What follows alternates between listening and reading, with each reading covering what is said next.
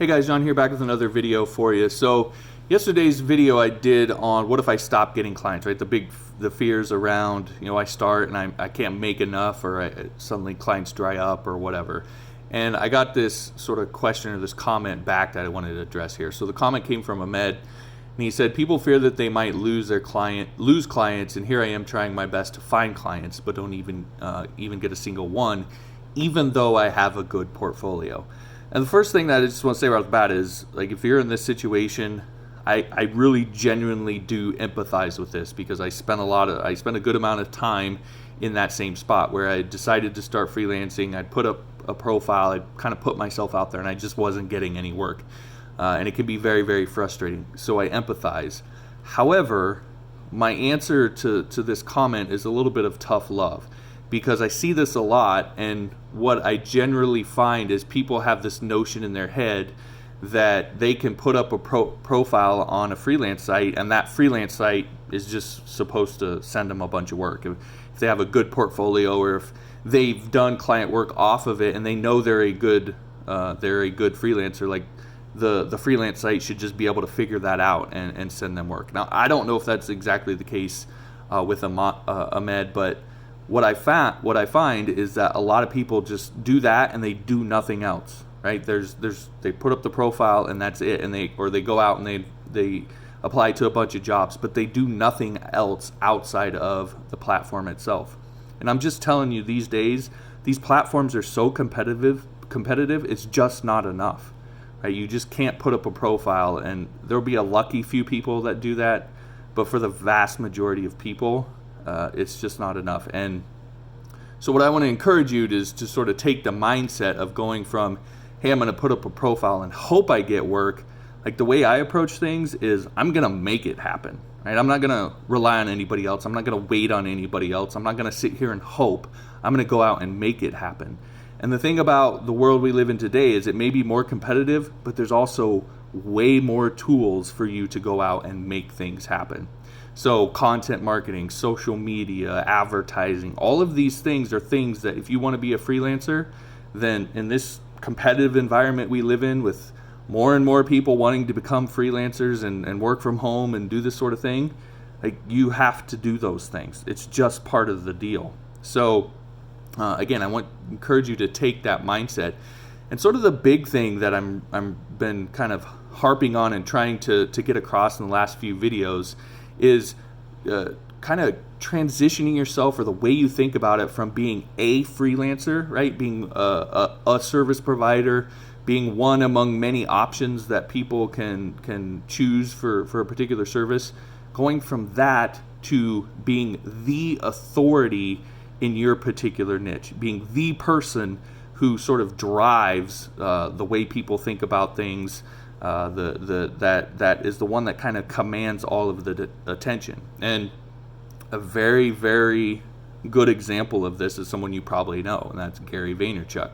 Right? If you've watched any of his stuff, he drives the conversation when it comes to social media and business in a lot of ways. And some people really love it, some people really hate it. It really doesn't matter where you stand on it. The reality is that he drives the conversation. So when it comes to those things, he is the authority, right? It's probably the first person, or one of the first few people that you think of when you think of social media and business and so forth. And so now he does it at a very large scale with these very big, broad topics, but you can do this exact same thing at much smaller scales and much smaller niches. So you can be the authority for membership sites in WordPress using Wishlist Member, which is how I positioned myself. And no, you're not going to build a $60 or $100 million a year business doing that, but you can build a $100,000 business or a $200,000 business or whatever it is. And so you pick a niche. Part of it is picking a niche that's big enough to make what you want to make, but small enough that you can dominate it and be the authority. But also is this term that I sort of want to coin here, and I've never heard anybody else use it. So if you hear anybody else using it going forward from here, just know it came from me. But it's sort of what I've been talking about, which is credibility stacking. And I'll go back to the Gary Vee example, right? The reason that he is the authority is because he built a $60 million a year wine business off of social media and the internet. right? That's why people listen to him, because he knows what he's doing. He's done it, and he has the proof to back it up. So when it comes to you and your niche, the very first thing that you should be focused on, when you first start freelancing, it should not be money. It really shouldn't be how many clients you're getting. Like, you should have your life set up in a way where you can go for a while where you don't have to rely 100% on your freelance income, right? And then what you do in the beginning to set yourself up for the long term. Now, there's things you can do to make money quicker.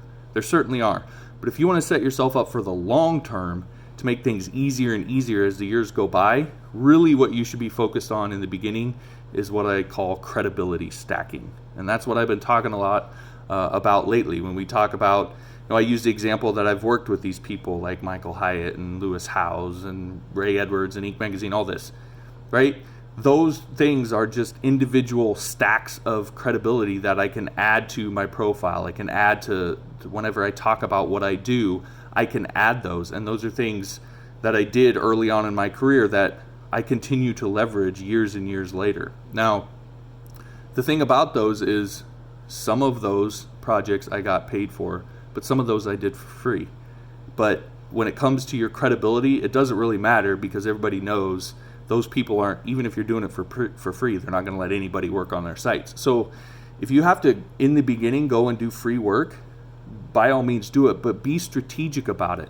Make sure you're always keeping in mind credibility. Doing a site for Bob's Auto, and I pick on Bob and his auto shop a lot, but doing a site for Bob's Auto is not going to have near the credibility. It's not going to work near as much in your favor, not give you near as much authority as doing a site for Inc. Magazine or Tim Ferriss or whatever, right? So be strategic in it, but the thing to be thinking of early on is credibility stacking, right? Who can I work with that's going to give me credibility in my industry? That's one thing. Or another one is volume and variety. If I say to you something like, I've worked on 100 different membership sites, or 113 different membership sites in 17 different industries, with people from 30 different countries around the world, like that has an element of credibility to it. The volume and the variety. What that signals to a client is you've done this a lot, so you know what you're doing, and you've done it in a bunch of different situations, so my situation isn't going to be that much big of a deal for you. So that's another example of a stack of credibility that you can add early on, and that's something you can go out and do right now.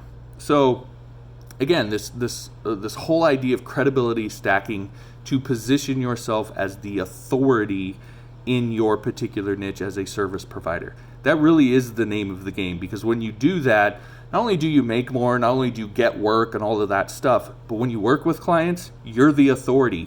You tell them how it should be done.